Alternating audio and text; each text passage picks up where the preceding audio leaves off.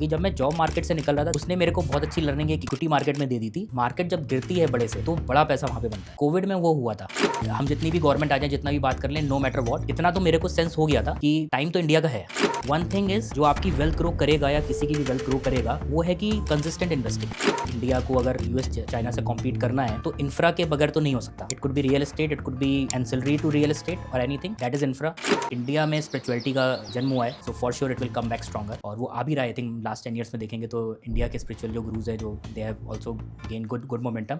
तो जैसे सर आपने रियल एस्टेट के बारे में बताया, तो आपके हिसाब से इंडिया में लोग जनरली सबसे बड़ी गलती क्या कर रहे हैं रियल एस्टेट को लेते टाइम? अभी गलती ये कर रहे हैं कि बहुत बारिश में वो 100 करोड़ के कमेलियास के बाहर के भी रील्स आती हैं, राइट, बट फिर भी लोग वहां से नहीं जाते। वो बहुत इंपॉर्टेंट पॉइंट है।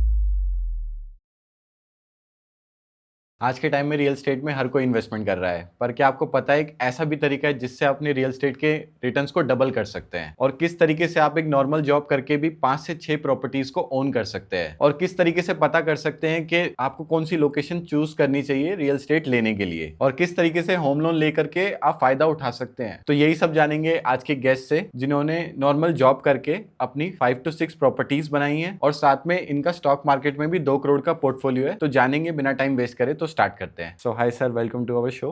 Thanks Deepanshu first of all for inviting me. So बहुत अच्छा लगा, looking forward for a good discussion. So sir, first of all क्या आप अपनी जर्नी और अपने पोर्टफोलियो के बारे में थोड़ा बता सकते हैं? सो पोर्टफोलियो, ओवरऑल पोर्टफोलियो मेरा अराउंड 4.5 to 5 CR का है, Okay. Which includes around 4-5 properties around 2-3 cities. उसमें इक्विटी का पोर्टफोलियो अराउंड 2 CR का है, सो that is the overall combination. Okay, so sir थोड़ा अपनी जर्नी के बारे में बता दीजिए, कैसे आपने Sure. स्टार्ट किया था? So it's a very common journey from, अगर हम स्टार्ट की बात करें, सो 2007-2008 when I passed out the college. उसके बाद जॉब में कॉर्पोरेट अंडरस्टैंडिंग, सो 2-3 साल मतलब ना हाउ कॉर्पोरेट वर्क्स, कैसा वर्क करता है, उसी में ही Exactly. निकल जाता है। And then suddenly after 4-5 years discussion start हो जाते हैं regarding marriage and all, and लोग इन्वेस्टमेंट पे तब सोचना स्टार्ट करते हैं। So I was also at that nascent stage की ना, कि स्टार्टिंग में ना कि I also knew nothing, mostly maths physics chemistry पढ़ के ही आए थे और कॉलेज वाज वेरी कैजुअल, ठीक है, थोड़ी सी अंडरस्टैंडिंग हो गई थी but not much. So we would say at 0% financial literacy. So पूरी ही लर्निंग थी। एक चीज अच्छी थी इस जर्नी में, स्टार्टिंग से ही I think during the college times थोड़ी सी रीडिंग की हैबिट हो गई थी। So while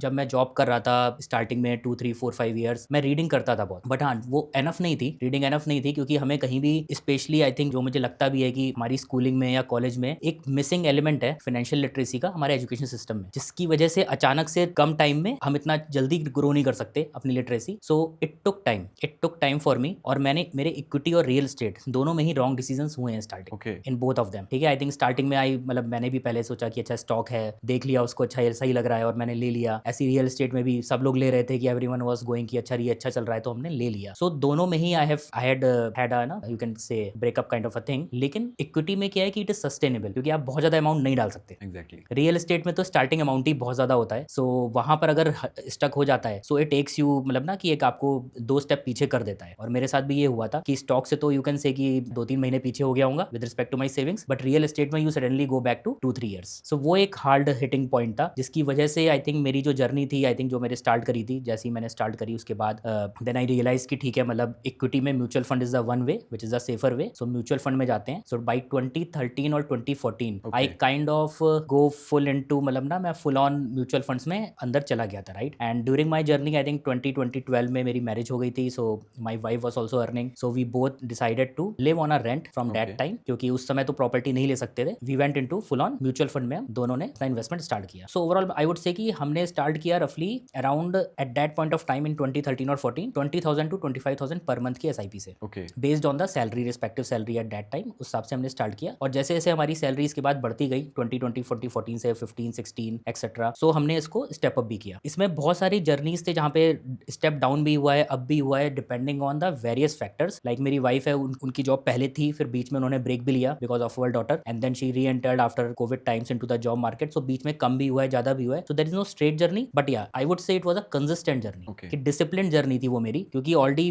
we were sure कि यार इन्वेस्टमेंट करना है, वी डोंट हैव एनी डैच की ना, कि हमारे पास कोई पुराना बिग इनहेरिटेंस मनी है, वो है, we had to do everything on our mostly on the savings. So हमने उसको डिसिप्लिन तरीके से कैरी किया। बाय द टाइम जब 2020 आ गया था, कोविड आ चुका था, राइट। अब मेरे को उसमें थोड़े से एक्स्ट्रा बेनिफिट्स हुए हैं because of my past reading और माई पास्ट जर्नी, क्योंकि जब मैं जॉब मार्केट से निकल रहा था देन देयर वाज सम सब प्राइम क्राइसिस इन 2008। उसने मेरे को बहुत अच्छी लर्निंग एक इक्विटी मार्केट में दे दी थी कि मार्केट जब गिरती है बड़े से तो बड़ा पैसा वहाँ पे बनता है, जब मार्केट गिरती है तब वहाँ पे बड़ा पैसा बनता है। कोविड में वो हुआ था, जब मैं उसको एनालाइज कर रहा था then I still remember I whatever WhatsApp chats I had, उस समय मैंने सबको बोला था, मैं ऑल माई फैमिली फ्रेंड्स की this is a gold mine time, market is 30-40% down, without industries मतलब India won't be able to grow और कोविड को सस्टेन कर लेगा, it will come back stronger. So वो पॉइंट था जहां पर आई वुड से जितनी भी मेरी सेविंग्स थी, जितनी भी कैपेबिलिटी थी, I went full on into the equity in 2020। और इनफैक्ट इन 2020 आई गेस मैंने 2 demat accounts, one on my name and one on my wife's name, so मैंने अपने नाम पे डीमेट अकाउंट में whatever holding I had that point of time I broke completely into the stocks.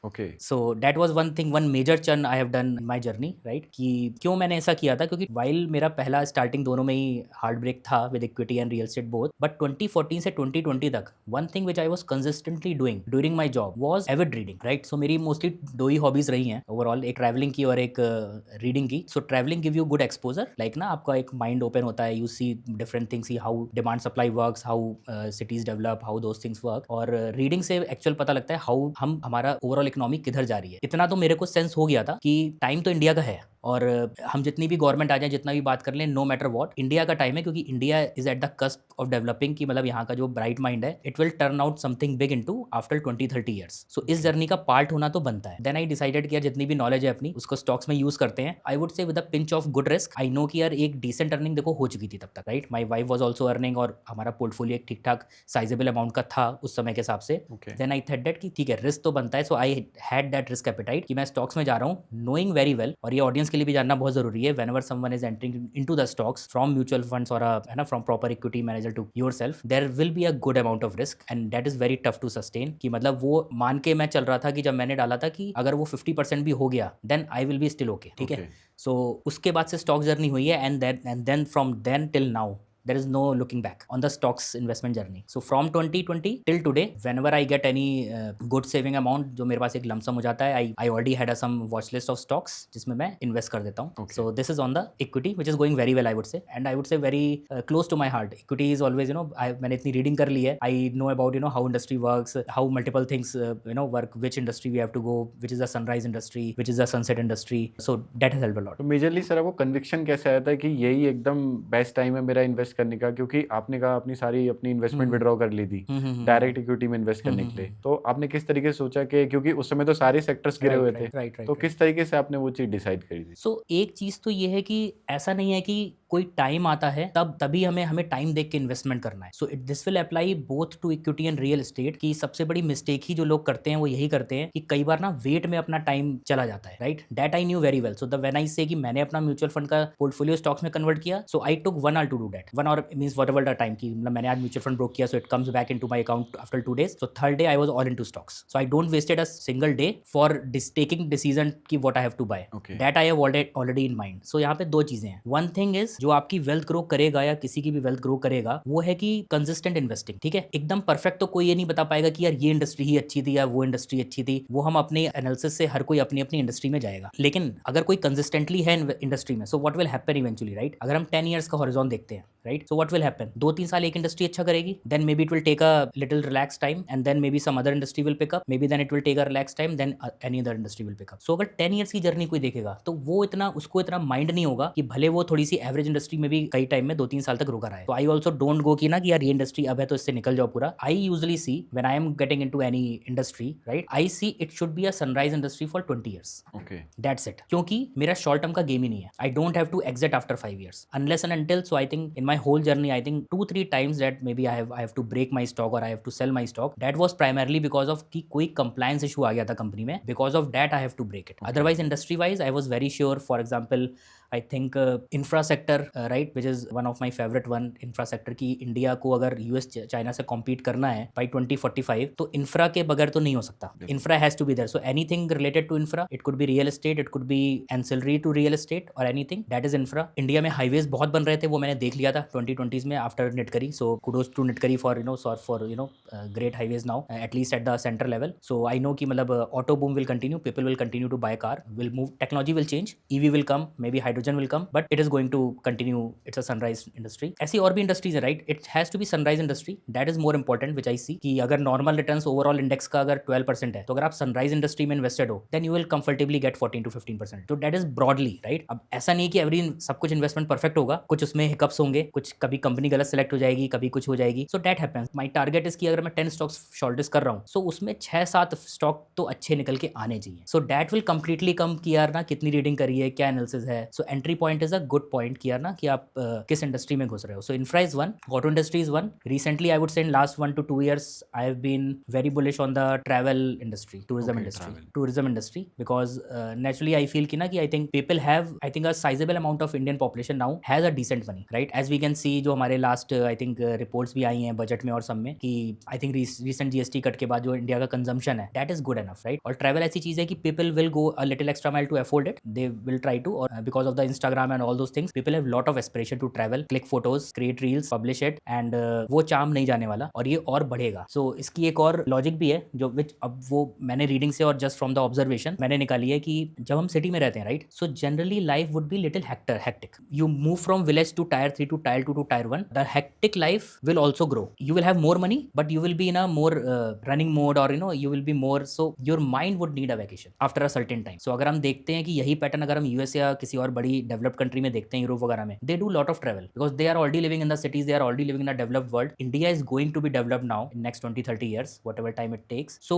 I feel कि वो travel industry it will have a good play for the next 20 years I would say। और India में spiritual tourism भी बहुत बढ़ रहा है। People will tend to go towards that, जैसे ही people will feel कि यार they are feeling mentally exhausted after all those things, after all those city life in aspirational world की जब वो देखेंगे, so they will tend towards relaxation in any form। So India में spirituality का जन्म हुआ है, so for sure it will come back stronger, और वो आ भी रहा है। I think last 10 years में देखेंगे तो इंडिया के spiritual जो gurus है, जो they have also gained good momentum and rightly so for various reasons। So that is one। So spiritual tourism plus normal tourism, but yeah, again at the same time I also feel that कि India को as a government side also they have to work a lot on the travel thing, क्योंकि India में abroad tourism बहुत हो रहा है। So when I'm trying to invest I'm bullish on Indian travel, right? India में भी travel बहुत होगा क्योंकि पास में जाना आसान होता है। Mumbai guy can very comfortably go Goa, but to go abroad it will take some time। So अगर पास वाला tourism अच्छा हो गया और वो फैंसी हो गया, जैसे बाहर होता है, लोग जाते हैं, वियतनाम जाते हैं, हांगकांग जाते हैं, वहाँ जाते हैं, राइट? सो वो अगर इंडिया में आ गया, so India will have a very good bull run on the travel side. Okay. So based on I would say कि ओवरऑल ऑब्जर्वेशन मेरी बहुत है, ऑब्जर्वेशन है एंड रीडिंग है, दैट डिसाइड्स आई किस इंडस्ट्री में मेरे को जाना है। Then I go into digging into the कि यार कौन सा स्टॉक अच्छा है, कौन सा, किसका मैनेजमेंट अच्छा है, किसका बैलेंस शीट अच्छी है, then I go into that. Really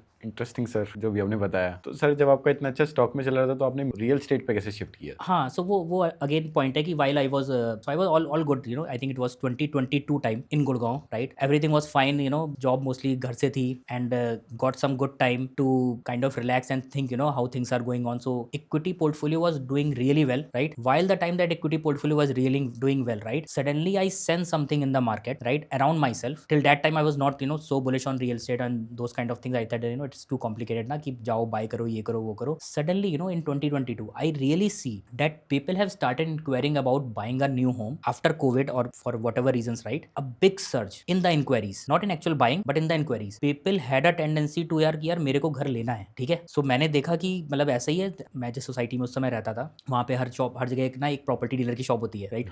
तो मैं देखता था यार बहुत भीड़ है, ठीक है? And it was not just about the rental तो ठीक है, इट्स ओके, बट बाइंग की भी डिमांड बहुत ज्यादा थी। सो जब मैंने देखा कि यार बाइंग की इतनी डिमांड है, then I really wanted to know कि यार ये रियल डिमांड है या नहीं है। Okay, so then what I did was I started searching whatever time I get on the weekends. So मैं वीकेंड पे जाता था, एक दो सेल्स गैलरी में देखता था कि आर पीपल एक्चुअली बाइंग। आई मुझे भी याद है कि तब मैं 2-3 प्रॉपर्टी में गया, ली नहीं मैंने, जस्ट टू सी कि मतलब how the things are. And then I suddenly ना उस समय मेरी रियल एस्टेट की रेरा पॉइंट ऑफ व्यू से, जैसे हमारे इक्विटी में सेबी है, राइट? Yes. ऐसे ही हमारे रियल एस्टेट में रेरा भी है जी। और वो मेरा हार्ट ब्रेक जो रियल एस्टेट का था, आई नो कि इंडिया का रेरा वीक है, right? But at the same time जब मैं रीडिंग कर रहा था then I also got to know कि यार 2018-19 में हमारे पास नया रेरा आ गया है जिसमें एस्क्रो अकाउंट का एक आई वुड से it's a mega winner for real estate buyers की यार उन्होंने प्रोटेक्शन दिया है वाया एस्क्रो अकाउंट, जबकि बहुत सारी चीजें अभी भी मिसिंग है। So I started reading on the real estate as an industry. So जब मैं ये एनालाइज कर रहा था तो मैंने देखा it's a real thing, people are buying. So I spotted that trend and I parallelly went into real estate buying in physical form as well as in the stocks form. Okay. I also got bullish, I thought that because क्योंकि real estate industry ऐसी थी कि जो ना 10 साल से ठंडी पड़ी हुई थी और उस पर कुछ हुआ नहीं था। And this was the time कि यार मतलब अब यहाँ पर builders will get the margins. तो उस समय मैंने क्वालिटी कंपनीज आइडेंटिफाई करी, मैंने उसमें भी इन्वेस्ट किया। Eight the same time real estate में मैं, अच्छा रियल एस्टेट में एक और चीज़ है मैं जब मैं इन्वेस्ट कर रहा हूँ, राइट, जब मैं अपनी एनालिसिस कर रहा हूँ, तो रियल एस्टेट आई न्यू कि हाँ ठीक है भाई, डिमांड है, डिमांड के आगे लाइफ में कुछ नहीं है कहीं भी इन्वेस्टमेंट में। अगर डिमांड आएगी, लोगों ने डिसाइड कर लिया कि उनको गोल्ड खरीदना है तो गोल्ड बढ़ेगा, रियल एस्टेट खरीदना है तो रियल एस्टेट बढ़ेगा, और कहीं भी इन्वेस्टमेंट करना है, कोई भी कमोडिटी खरीदनी है, उन्होंने जैसे आईफोन है, राइट, सो आईफोन भाई लोगों ने डिसाइड कर लिया कि भाई it is the aspirational value, अब एप्पल का स्टॉक बढ़ेगा और आईफोन की सेल्स भी बढ़ेंगी, there is no denying that fact. तो रियल एस्टेट में जब बाइंग थी, बीइंग यहाँ पे मेरे को थोड़ा बेनिफिट हुआ, बीइंग इंजीनियरिंग स्टूडेंट, मेरी मैथ्स काफ़ी अच्छी थी बचपन से, तो आई जब भी कुछ होता है ना, कुछ बाय कर रहे हैं यार, किस वैल्यू पे बाय कर रहे हैं, कि क्या वैल्यू है इसकी, हम इसको ऐसे बाय कर सकते हैं। सो वो मेरा एक टाइम था, आई रिमेंबर कि यार ना मैंने 3-4 months, right, I did a lot of research, not in terms of कि कौन सी प्रॉपर्टी बाय करनी है, ये बाय करनी है, रादर देन कि रियल एस्टेट बाय कैसे करते हैं। So now I would go in to detail on in terms of the real estate buy कैसे करते हैं, क्योंकि रियल एस्टेट का जो सारा गेन है, जो मेरे पास भी है, मल्टीपल प्रॉपर्टीज का भी है, जो भी है, वो सारा ये मैटर करता है कि आपने रियल एस्टेट कैसे बाय किया है, प्रॉपर्टी बाय कैसे करी है, कौन सी बाय करी है ना, वो उतना इंपॉर्टेंट नहीं है, आपने कैसे बाय करी है वो बहुत इंपॉर्टेंट है। क्योंकि जब मैं जाता हूँ देखता हूँ रियल एस्टेट में जब बाइंग होती है, तो ऐसा नहीं है कि इक्विटी की तरह ना कि मैंने 10,000 की SIP कर दी या मैंने एक बार में लमसम 1 लाख डाल दिया। रियल एस्टेट में क्या है, आप जाओगे पहले, या तो आप रेडी टू मूव घर लोगे, तो पहले तो क्राइटेरिया यहाँ पर आ गया कि या तो रेडी टू मूव घर है, अंडर कंस्ट्रक्शन है। सो रेडी टू मूव में मैंने देखा है, ठीक है, many people out for under construction because उनके पास पेमेंट का लेवरेज होता है, आपको सारा पैसा एक बार में नहीं देना, ठीक है, रेडी टू मूव में आपको सारा देना पड़ता है, स्टार्टिंग में आपकी लोन एलिजिबिलिटी फुल ऑन होनी चाहिए, राइट। सो वो एक रीजन है कि रेडी टू मूव और अंडर कंस्ट्रक्शन। अब अंडर कंस्ट्रक्शन में जा रहे हैं, so there are 10 different payment plans available, आपके पास 10-90, 20-80 के प्लान्स हैं, देन कंस्ट्रक्शन लिंक प्लान है, देन ऐसे प्लान है, वो प्लान है। So then I get to know कि यार being a maths student, return किस में ज्यादा मिलेगा मेरे, क्योंकि मेरे पास 5 ऑप्शन अवेलेबल है। मेरे को स्टॉक बाय करना है, I can go into stocks, यार मेरे को ये बाय करना है, आई विल बाय जो भी मेरे पास उस समय सेविंग में अमाउंट होगा, I will go into it, मैं नेक्स्ट मंथ की सैलरी पे मैं वो बाय कर लूंगा। बट रियल एस्टेट में it's not that straight. Real estate में मैं देखूंगा कौन सा प्लान, क्योंकि ऑप्शन बहुत सारे हैं, राइट। फिर मेरे पास ये भी ऑप्शन है कि क्या मैं रियली अंडर कंस्ट्रक्शन में जाऊं एज एन इन्वेस्टमेंट, या मैं रेडी टू मूव में जाऊं, तो किस में बेनिफिट है। तो इसके बाद ना फिर मैंने रिसर्च करी कि यार कौन किस में ज्यादा बेनिफिट होगा, लोन लेके बेनिफिट होगा, कैसे बेनिफिट होगा। Then I got to know यार कैसे बाय कर रहे हैं रियल एस्टेट, वो बहुत इंपॉर्टेंट है, and that requires little depth to go into. जब हम लोन लेते हैं तो एक रिटर्न आता है, और जब हम लोन नहीं लेते हैं, स्टैगर्ड पेमेंट प्लान में लेते हैं, तो एक अलग रिटर्न आता है, ठीक है। सो अब इसमें अगर मैं डिटेल में जाऊं, राइट, या फिर मैं एक सिंपलिस्टिक लैंग्वेज में अगर मैं ऑडियंस को समझाने की कोशिश करूं, लेट्स से कि इक्विटी है, राइट। सो इक्विटी में वी नो कि यार मेरे पास लेट्स से 1 लाख की इक्विटी है या 10 लाख की इक्विटी है, वो अगर 10 लाख की इक्विटी अगर 6 साल के बाद 20 लाख की हुई, तो रूल ऑफ 72 से इट गेट्स डबल्ड और आपका 12% का कैगर रिटर्न आ गया, ठीक है, वेरी फेयर, यहाँ तक कोई इशू नहीं है। Second form of equity complexity आती है थोड़ी बहुत SIPs में, कि यार आप 10,000 पर मंथ डाल रहे हो 6 साल तक, तो आपका रिटर्न कितना आएगा। सो मार्केट में I think people have got into it, और I think lot of influencers have already given that financial education की सबको पता है कि 10,000 पर मंथ SIP डालेंगे तो इतना कैगर रिटर्न बनेगा, और इतना मेरा एक्चुअल रिटर्न ओवरऑल मेरे पोर्टफोलियो पर आएगा। और फिर उसमें अगर स्टेप अप का फ्लेवर डालते हैं तो कितना आएगा, this now everyone is already aware, उसमें डिटेल में जाने की जरूरत नहीं है, और उसके कैलकुलेटर्स वाइडली अवेलेबल हैं हमारे इंटरनेट पर, right, anyone can go and see into it. Real estate में तो ऐसा कुछ था ही नहीं, राइट। रियल एस्टेट में रिटर्न्स मैं कैसे निकालूंगा, मुझे खुद ही कैलकुलेशन लगानी पड़ेगी कि रियल रिटर्न्स कैसे आ रहे हैं, राइट। सो अब मान के चलते हैं कि 2020 में किसी ने 1 करोड़ का घर लिया, ठीक है। अभी ये भूल जाते हैं कि कैसे लिया है, लेट्स से कि उसने 1 करोड़ का घर लिया, वो घर, और वो 1 करोड़ का एक घर नहीं है, मल्टीपल घर है, राइट। लेट्स से कि उसके फ्रेंड ने भी 1 करोड़ का घर लिया होगा, दूसरे ने भी लिया होगा, 1 करोड़ का घर है। बाई 2026 6 साल के बाद वो 1 करोड़ का घर 1 करोड़ 50 लाख का हो गया, तो अगर मोटा मोटा देखें तो 50% का रिटर्न है, राइट। बट वही 1 करोड़ अगर मैंने 12% मतलब, और ये रूल ऑफ 72 से निकालेंगे तो मे बी आई थिंक कुछ 8-9% के आसपास आएगा। इक्विटी में अगर किसी ने डाला होता 1 करोड़, तो वो 6 साल में 2 करोड़ बन गया होता, आई मीन रफली इन दैट ड्यूरेशन, अगर कैगर टर्म्स में कंसिडरिंग की नॉर्मल मार्केट है और 12% का गेन है, वो हो गया, राइट। सो 1.5 करोड़ जिसने अर्न किए हैं, राइट। अब एक बंदा है जिसने 1 करोड़ पूरे दे दिए थे, लेट्स से कि रेडी टू मूव घर था, उसने 1 करोड़ पूरे दे दिए थे और उसके 1.5 करोड़ हो गए। तो मार्केट में when you read any article, या फिर अगर आप किसी पॉडकास्ट में भी देखोगे या कहीं भी कंटेंट देखोगे, तो बात ये चल रही है कि यार 1 करोड़ का घर था और ये 1.5 करोड़ का हो गया, तो 50% का गेन हो। या फिर हम इसको और सिंपलिस्टिक ले जाते हैं कि यार मेरे फादर ने घर लिया था, मेरे डैड ने घर लिया था 2000 में या 1990 में, तब वो 5 लाख का था, आज वो 2 करोड़ का है या 3 करोड़ का है या इतने करोड़ का, राइट। तो हम रिटर्न उसके हिसाब से मेंटली निकाल लेते हैं, हर कोई अपना उस हिसाब से मेंटली रिटर्न निकाल लेता है, राइट। सो इसमें सबसे बड़ा कंपोनेंट जो मिसिंग है इस जर्नी में, जब हम कहते हैं कि रियल एस्टेट इस साल लिया और इस साल में इतना रिटर्न है, सबसे पहले तो उसमें रेंटल का मिस हो जाता है। अगर मैंने 1 करोड़ का घर लिया है और वो रेडी टू मूव है और 1.5 करोड़ 6 साल बाद हुआ है, तो 1 करोड़ के घर पर जब उसने लिया था रेडी टू मूव, तो उसको 20,000 पर मंथ या 25,000 पर मंथ का रेंटल भी आ रहा होगा। अभी हम इन्वेस्टमेंट के टर्म्स में देखेंगे, कंसिडरिंग कि हम पैरेलल में कर रहे हैं, रह नहीं रहे हैं उसमें, तो 20 to 25,000 पर मंथ का आएगा रिटर्न। एंड एवरीवन नोस कि यार 7-8-9% तो पर ईयर रेंट भी बढ़ता है, मतलब जैसे जैसे हमारा वो ग्रो करता है, कैपिटल एप्रिसिएशन भी ग्रो करेगा, बाकी चीजें ग्रो करेंगी, ये भी हमारा ग्रो करेगा, तो रेंट हमारा बढ़ेगा। तो 20,000 रेंट नेक्स्ट ईयर 22-23,000 होगा, ऐसे करते करते it will go till maybe 30-32,000 by 6th year. So ये जो अमाउंट है, I have to take this also account into my calculation, ठीक है। तो वो जब हम अकाउंट निकालेंगे डालेंगे तो मेरा जो 8-9% का गेन है वो सडनली वो 10-11% हो जाता है, विच मीन्स कि अगर रेडी टू मूव प्रॉपर्टी है और अगर कैपिटल एप्रिसिएशन उस प्रॉपर्टी का 8% मान लेते हैं, ठीक है,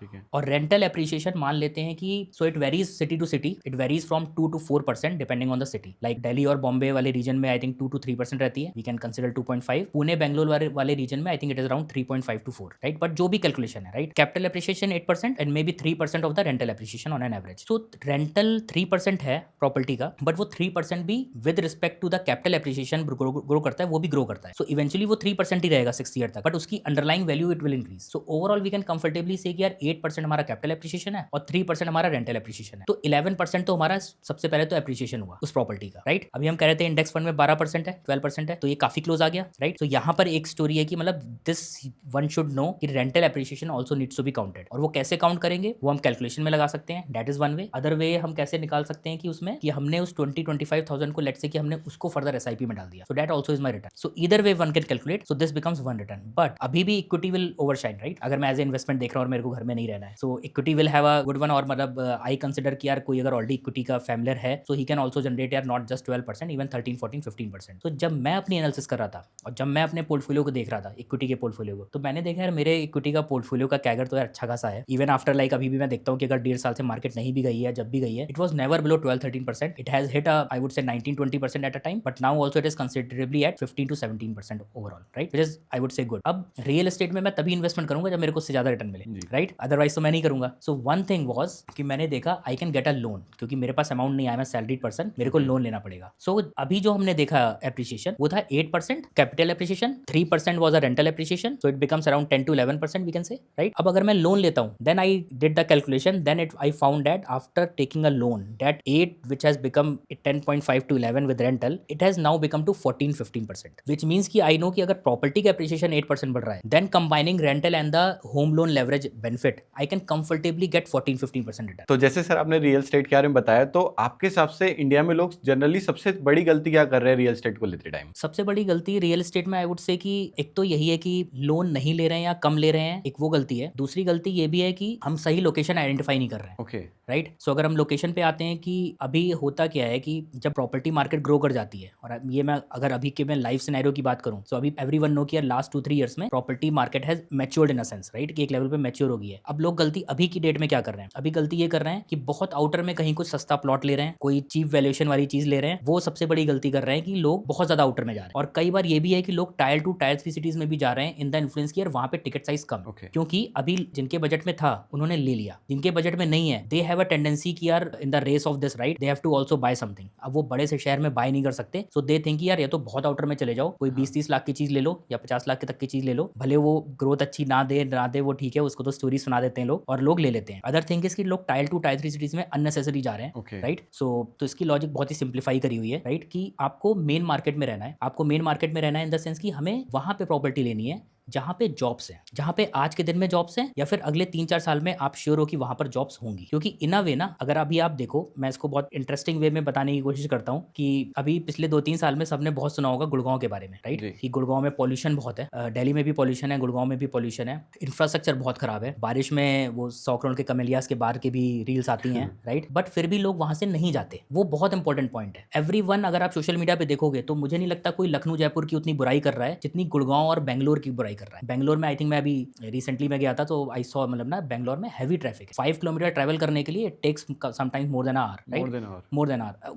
गुड़गांव में अलग इशू है, स्टेट इंफ्रा इशू नहीं है, रोड अच्छे नहीं है तो टाइम लग जाता है। अब हमें ये समझना पड़ेगा कि अगर टाइम इतना लग रहा है लोगों को तो क्यों छोड़ के नहीं जा रहे हैं, क्योंकि उनकी जॉब है वहां पर। आप किसी को जॉब दे दो बहुत ही खराब जगह पर और वो सैलरी है 20-30% एक्स्ट्रा, लोग जाएंगे। लोग मुंबई से, लोग गुड़गांव से बेंगलोर जाएंगे, बेंगलोर से गुड़गांव जाएंगे, गुड़गांव से मुंबई जाएंगे, मुंबई से पुणे जाएंगे, बट जहां पर जॉब नहीं है वहां तो लोग नहीं जाएंगे। सो अगर हम ये देख लें, बस जो जॉब की हमारी पेरिफेरी बनती है, अगर हम गुड़गांव की बात करें तो साइबर हब है, ऐसे ही नोएडा में जॉब के हॉटस्पॉट्स हैं, सिमिलरली बेंगलोर में है, व्हाइट फील्ड है, अलग अलग लोकेशंस है, राइट। सो जॉब की पेरिफेरी में अगर हम रहते हैं, वहां के 30-45 मिनट्स से मैंने अपनी विंडो निकाली है कि अगर नॉन पीक आवर्स है तो 30-35 मिनट्स में it should be approachable to the job. In very peak hours it should not go more than 1 to 1.15 hour. If it is going beyond that then it's a trouble, right, then people will not try to opt for it. क्योंकि end में क्या होगा ना, starting में लोग सोचेंगे कि चलो बाहर रह लेते हैं, बहुत दूर रह लेते हैं, फिर जब when people get married weight they become, क्योंकि यार कॉर्पोरेट जॉब है राइट, आपको टाइम देना पड़ेगा, it's not like any other job की आपको टाइम देना पड़ेगा। जैसे IT industry right, IT industry consumes lot of job. तो आईटी इंडस्ट्री में आप देखो बंदा 8-9 बजे ऑफिस जाता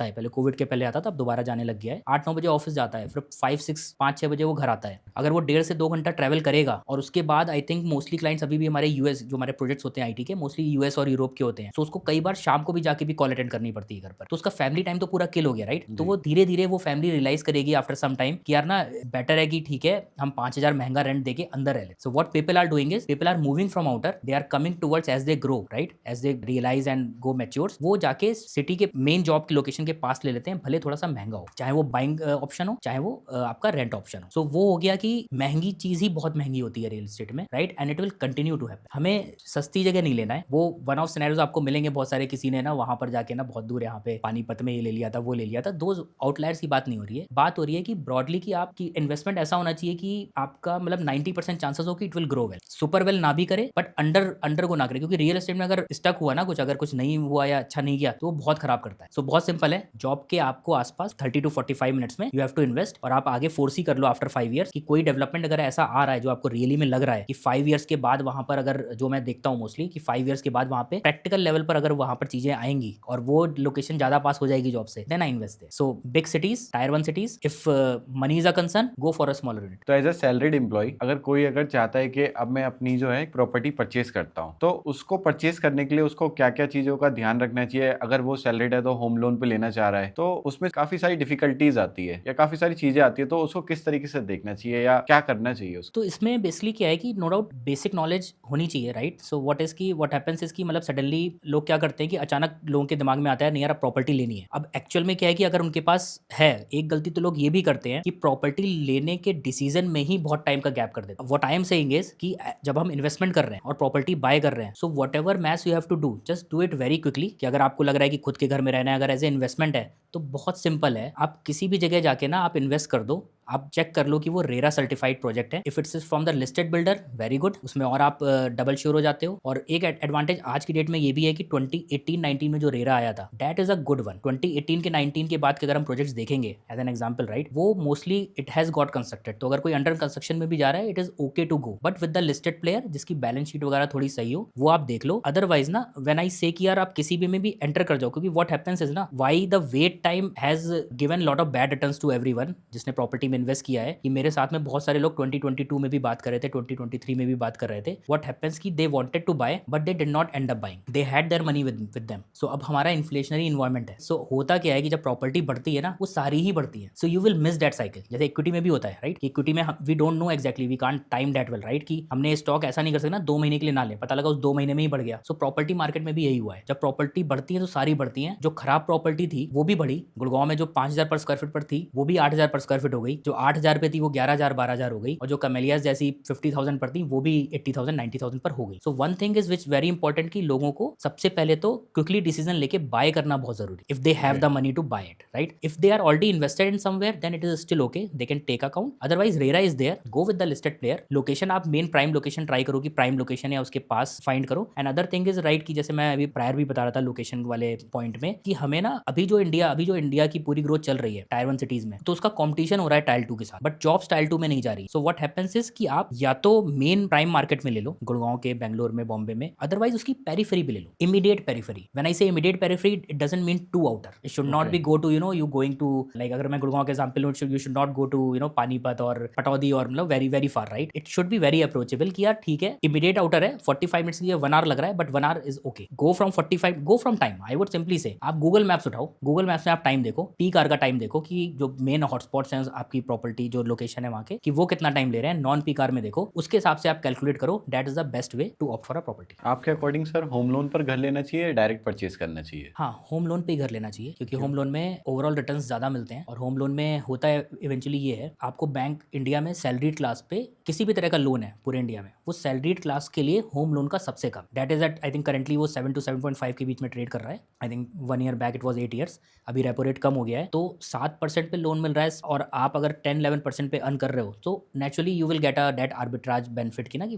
3-4% का आपको एक्स्ट्रा गेन होगा। सो अगर हम इसको एग्जांपल से समझते हैं, अगर कोई 1 करोड़ की प्रॉपर्टी है तो उसमें आपने 20 लाख डाउन पेमेंट किया, यू हैव दैट मनी कि आपने डाउन पेमेंट कर दिया, अब 80 लाख पे आपको लोन लेना है। सो 80 लाख पे 7-8% पे कितना लोन बनेगा? ये 7-8 लाख पे लगभग 80 लाख का लोन बनेगा, अराउंड आपकी आई थिंक 60,000 या 65,000 की आपकी ईएमआई बनेगी। बट अगर आप हम इसको इन्वेस्टमेंट पॉइंट ऑफ व्यू से देखें, राइट, तो 60-65,000 आप पूरा सैलरी से नहीं दे रहे हो। अगर वो एज ए इन्वेस्टमेंट है तो आपका 20-25,000 उसका रेंट भी आ रहा है। Now rent is 20-25,000 at current point of time. जब वो प्रॉपर्टी 1 करोड़ से 1.25 करोड़ की होगी जी। आफ्टर 2-3 ईयर्स, आपकी ईएमआई तो 60-65,000 कांस्टेंट रहेगी, बट आपका रेंट 20-25,000 से 25-30,000 के ब्रैकेट में जाएगा। तो ऐसे ही करते करते रेंट आपका after 6-7-8 years, I think the general trend is, the broader trend is for easiness, generally rent and the property prices रफली doubles in 8-9 years in a longer horizon. अभी तो लास्ट 2-3 ईयर्स की बात सेपरेट है कि कम time में ज्यादा double और काफी बड़ा हो गया, it that happens, right. So what will happen after 6-7 years, right, rent will chase the EMI very closely. So a person who has bought something, let's say कि 1 करोड़ में उसने कुछ 2020 में कुछ बाय किया था, उसने 20 लाख दिया था, 80 लाख पे रेंट पे कर रहा था, रेंट आ रहा था उसका 20-25,000 और उस वो पे कर रहा था ईएमआई 60-65,000, तो मतलब आउटगो कितना हुआ? लगभग 40-45,000, correct. That outgo is decreasing with time, वो बहुत इंपॉर्टेंट चीज है, that outgo is decreasing with time. तो 40-45,000 नेक्स्ट ईयर क्या होगा? ईएमआई आपकी सेम रहेगी 60-65,000, रेंट आपका बढ़ेगा, तो आपका आउटगो 40-45 से घट के 30-35 आ जाएगा, राइट। ऐसे करते करते there would be a time after 6-7-8 year जहां पे आउटगो ऑलमोस्ट 5-10,000-15,000 होगा, ओके।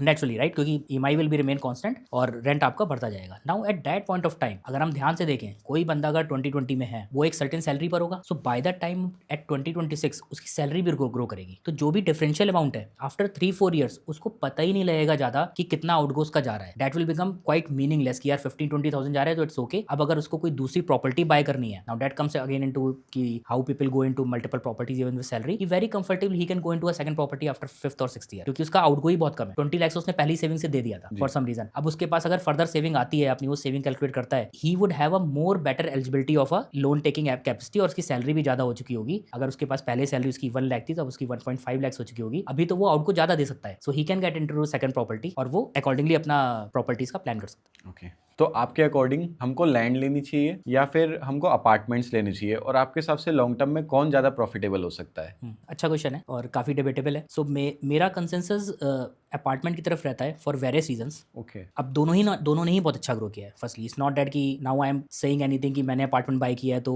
लैंड इज बैड और समथिंग लाइक। दोनों ने ही बहुत अच्छा एप्रिसिएशन पिछले 5-6 साल 10-15 साल में दिया है। बट चूज कैसे करें? सो यहाँ पे 2 चीज़ें बहुत इंपॉर्टेंट है। पहली चीज़ तो ये है कि अपार्टमेंट्स में आपको होम लोन ज़्यादा तक का मिल सकता है। लैंड में जाना ही बहुत मुश्किल है क्योंकि लैंड के स्मॉल पैचेस नहीं होते। Land would always be at a very higher cost. So salaried के लिए लैंड में first entry itself would be very tough क्योंकि इसमें लोन ज़्यादा नहीं मिल पाता है। That is reason 1। I think अगर हम अपार्टमेंट की बात करें तो अपार्टमेंट पे अप टू 80-90% तक का लोन मिल जाता है, which means a very normal middle class person can also take that loan and take that benefit, जो प्लॉट में आई थिंक कम है। अदर थिंग इज कि प्लॉट की जो परचेजेस हैं उसमें अभी भी ब्लैक पार्ट बहुत ज़्यादा है। Okay. So everyone knows right कि इंडिया में प्रॉपर्टी डीलिंग में how is this component is coming, जो कि अपार्टमेंट में काफ़ी कम है। सो बहुत ही वेल नेचुरल है अगर अपार्टमेंट में अगर ब्लैक पार्ट नहीं है, इट्स प्योर वाइट, तो लोन तो आपको वाइट पार्ट पे मिलेगा। सो प्लॉट में eventually that loan percentage comes down to very less, right. So जो लोन का जो बेनिफिट है वो नहीं मिल पाता, that's number 1। Okay. Other thing is कि जब हम प्लॉट की बात कर रहे हैं, right, now these are different times. There were times जब हमारे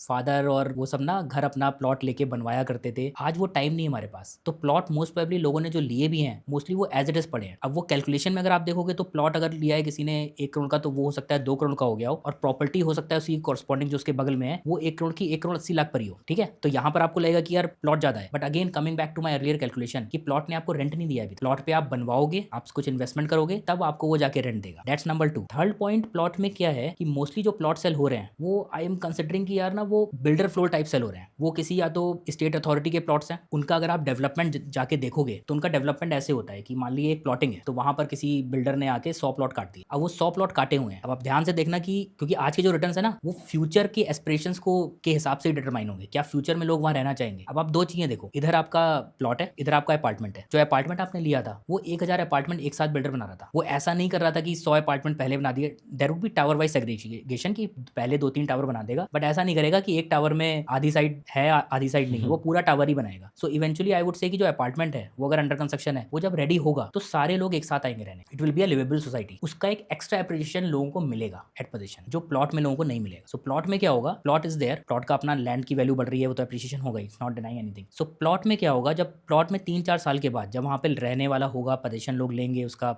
ये पूरा हो जाएगा, राइट। 2 लोग आएंगे घर बनाने को, ठीक है, और प्लॉट किसी ने लिया होगा, कोई बनाएगा, तो 2 लोग जब बनाएंगे उसको, एक तो बनाने का टाइम आजकल इतना कम है कि वो प्रोसेस ही अपना डिले हो रहा है। मैंने बोला ना, पहले 20 साल पहले लगता, हमारे पेरेंट्स के पास टाइम था, वो जाके बनवा लेते थे, प्लॉट रेडी है, इसमें बनवा लेते हैं, it will give us some more value, ठीक है। अभी ऐसा नहीं है, वो प्लॉट जनरली पड़ा रहता है लोग। और जब आपने प्लॉट के क्वेश्चन की बात करी, एसेंशियली पीपल वांट कि यार आज ले लो 1 करोड़ में, बाद में 2 करोड़ में सेल कर देना, या समथिंग लाइक दैट, या उस फॉर्म में, राइट। सो उसमें क्या है कि उसकी लिवेबल वैल्यू कम है प्लॉट की, Okay. क्योंकि प्लॉट में एक और फैक्टर है, जो फोर्थ फैक्टर आई वुड से, प्लॉट में आप देखो कि यार 100 प्लॉट से, जो मैंने बताया, 10 लोगों ने आके बना दिए, तो 10 लोग ऐसे नहीं वो लाइन से बनाएंगे, एक लाइन में किसी ने 2 प्लॉट बना दिए, और फिर दूसरी लाइन में 2 प्लॉट बना दिए, फिर ऐसे करके 10 प्लॉट्स बन गए। 2 साल के बाद 20 प्लॉट और बन गए। अगर आप पूरी जर्नी देखोगे ना किसी प्लॉटेड कम्युनिटी की, 20 साल तक उसमें कंस्ट्रक्शन चलता रहता है हमेशा। Won't it be a nuisance, आप रह रहे हो, आपको पता है कि सामने कंस्ट्रक्शन चल रहा है, वहीं पर बन रहा है, तो it will have a fall back value, right. तो प्लॉट में एसेंशियली वो वैल्यू लूज करेगा विद टाइम। और आप ध्यान से देखो, बिल्डर फ्लोर्स इन दिल्ली या फिर गुड़गांव के भी जो बिल्डर फ्लोर्स है, उन्होंने ज्यादा अच्छा एप्रिसिएशन नहीं दिया। बट प्लॉट्स की जब हम बात करते हैं, कहाँ एप्रिसिएशन दे दिया, अगर बिगर प्लॉट्स किसी के पास है opportunity to get a bigger plot and sell it to a some good builder, then he may return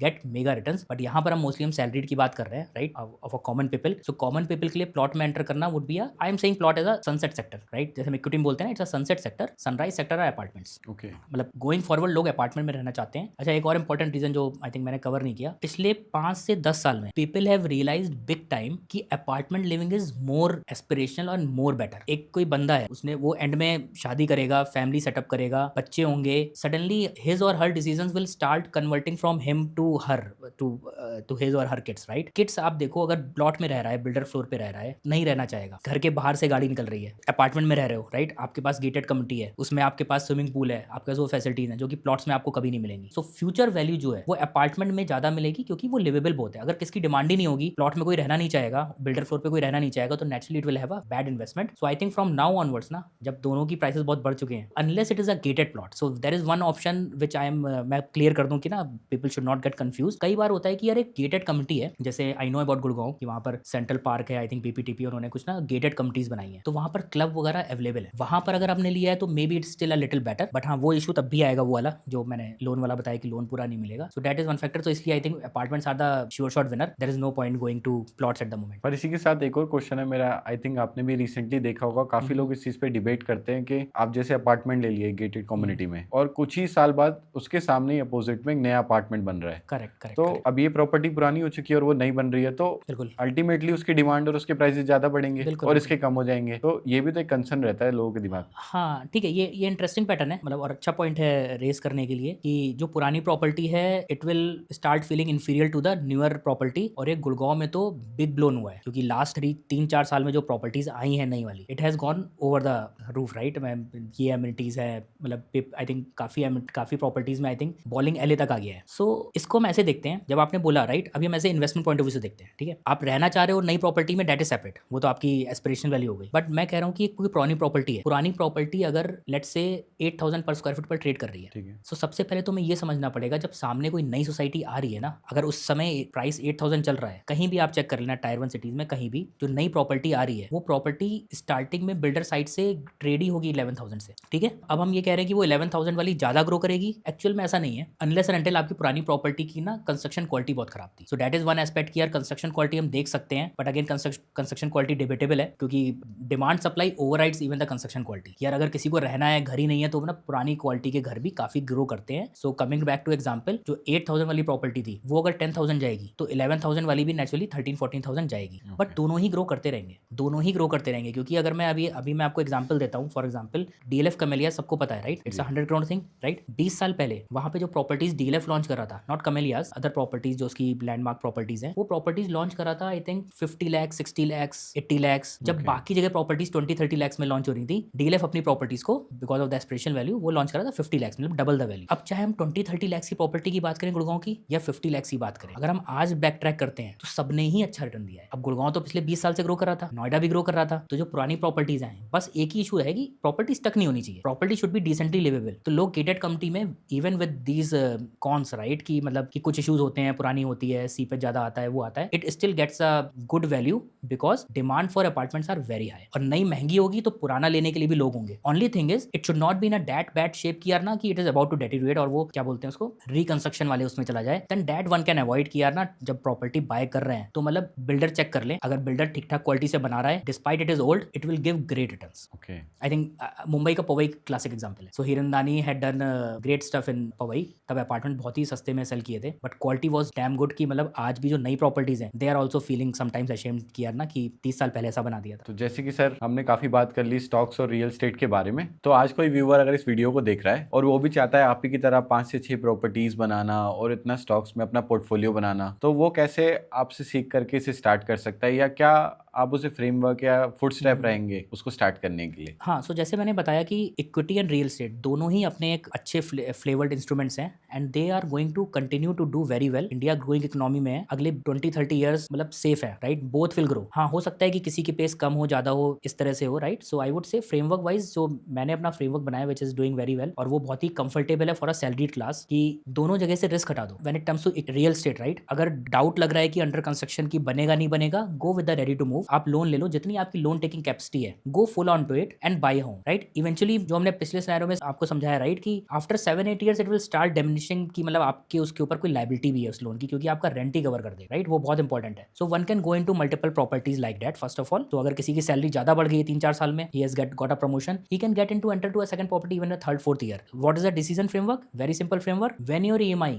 when your rent starts touching towards the EMI and that differential amount जो उसका है वो आपको कम लगने लगे बहुत, राइट, 15-20-25,000 पर आ जाए in comparison to your salary, तब आप जाके दूसरी प्रॉपर्टी में एंटर कर सकते हो. अगेन बहुत इंपॉर्टेंट पॉइंट है, लोन की एलिजिबिलिटी होनी चाहिए. जितनी आपकी एलिजिबिलिटी है तब तक आप लोन लेके प्रॉपर्टी इन्वेस्ट कर लो, दैट इज गुड इनफ. उसके बाद I also do the same. जब मेरी प्रॉपर्टी की लेवरेज खत्म हो जाती है उसके बाद I don't find that return value in the property कि मतलब सिर्फ कैपिटल एप्रिसिएशन और रेंटल से वो हमेशा फॉल बैक करेगी इक्विटी से. Equity will always earn maybe in a longer run maybe 12-13% minimum. So I would say after your loan eligibility is over, go with the equities full on. Prefer mutual funds, prefer index mutual fund और go with some safe instruments. अगर आपको equity की knowledge नहीं है, go to stocks only, you know, if with a pinch of salt, right, कि मतलब अगर आपकी कैपेबिलिटी है अपने पोर्टफोलियो के बहुत ज्यादा रेट देख सकते हो और आपको होल्डिंग कैपेबिलिटी है स्टॉक्स में और नॉलेज है, आपको लगता है, गट फीलिंग है, then you can startly slowly build the stocks and then once you feel confident after 5-6 year, then you can go full on to the stocks as well. Otherwise mutual fund will also give you very good return in long run. So I would say start with that and once you have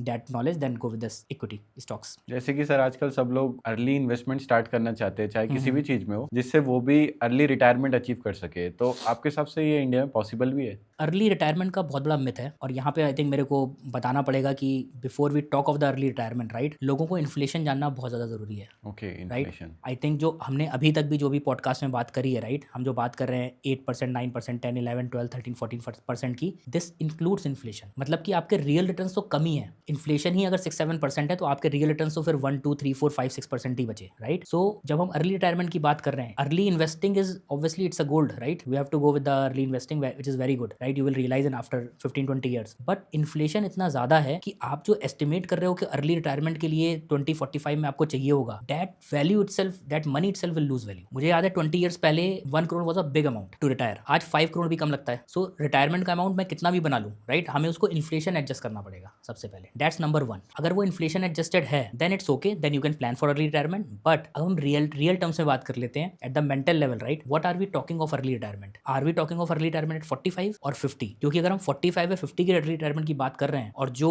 India में जो और पूरे world में जो भी medical growth हो रही है, अगर हमारी लॉन्जिविटी 70 ईयर्स से विच इज अराउंड रफली अराउंड 70 इन इंडिया, अगर ये 90 हो गई then again it's a collapse for that person who has decided for early retirement और कैलकुलेटेड ओनली टिल 70 ईयर्स. तो अगर बंदे ने कैलकुलेट किया हुआ है कि फ्रॉम 45 टिल 90 ईयर्स एटलीस्ट, अगर वो ही secured from with inflation and everything, then it is okay, right.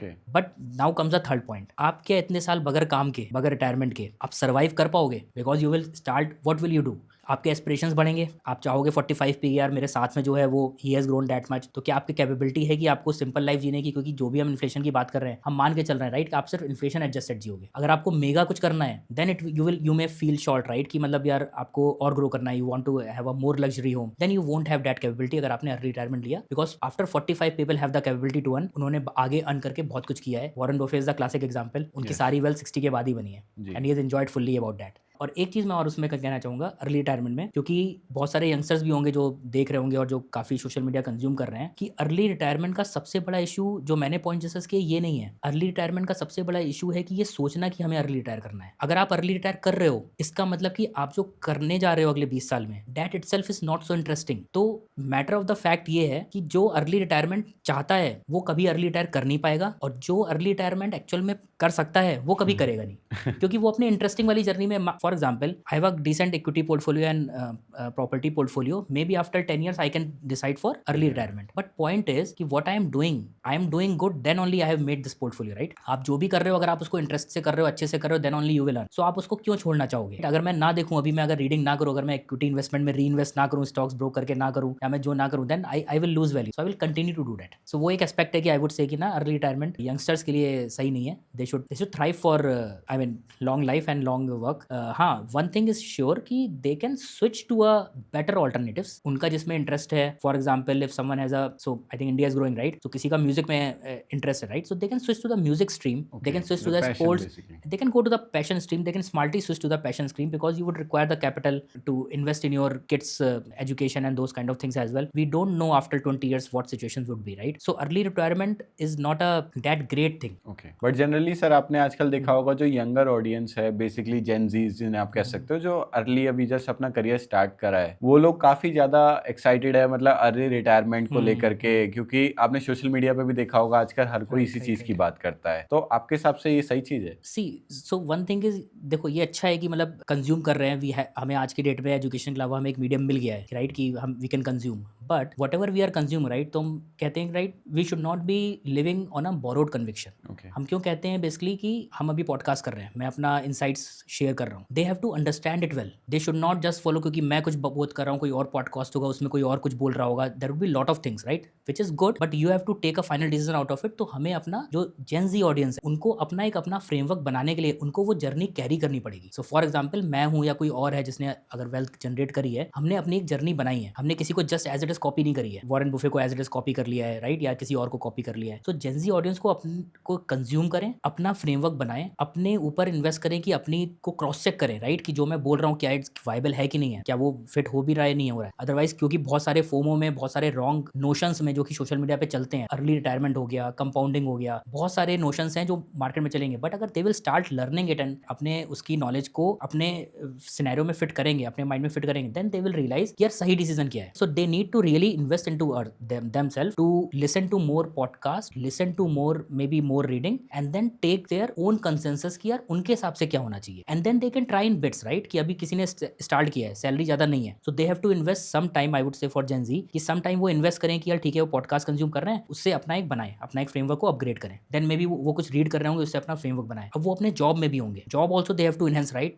To get more salary और to grow, there also they have to compete, right. अब वो उनकी 2-3 चीज़ें पैरेलल में चलनी चाहिए। हमारा माइंड एक कैपेबल है कि हम 2-3 चीज़ें पैरेलली कर सकते हैं, हम जॉब भी कर सकते हैं, जॉब के साथ फैमिली भी देख सकते हैं, अपने पेरेंट्स को भी देख सकते हैं, एट द सेम टाइम हम उसके साथ इन्वेस्टमेंट भी देख सकते हैं। सो इन्वेस्टमेंट की एक जर्नी है, वो उनको स्टार्ट करनी पड़ेगी अर्ली, जितना अर्ली कर लें बेटर है। आई फील वेरी लेट, अगर मैंने कॉलेज में कर ली होती और वो मैंने थीसिस पहले बना ली होते, I would have jump into investment much early than that. So वो जेन जी को आज बहुत बड़ा एडवांटेज है that they can get into the investment if they are smart, they can get into at 20-21 age, they can still go into the investment, and many people I see are doing it as well with quite discipline, which is really great. हम 20 years बाद उनकी story सुनेंगे और तब आके कोई podcast कर रहा होगा, तब वो बताएगा कि देखो मैंने 20-21 ईयर्स में इन्वेस्टमेंट किया था, जबकि हमारे समय में investment I think it has started not before 27-28 years. So वो 6-7 ईयर्स एक्चुअल में जब कंपाउंड करेगा 40 ईयर्स पे उनके लिए, then that would be the mega returns that they will understand. Okay, so thank you sir इतनी सारी वैल्यूबल इनसाइट्स देने के लिए और हमारे व्यूवर्स को मेरे को इतना कुछ सिखाने के लिए आपका बहुत बहुत शुक्रिया सर। और इसी तरह की वीडियोस अगर आप आगे भी देखना चाहते हैं तो हमारे चैनल को जरूर सब्सक्राइब कीजिए, और साथ ही साथ आपके कुछ भी क्वेश्चन है जो इस वीडियो में कवर नहीं हुए तो आप उसको कमेंट कर सकते हैं, सर के पास टाइम होगा तो वो उसका जरूर रिप्लाई करेंगे। और इसी तरह की वीडियोस के लिए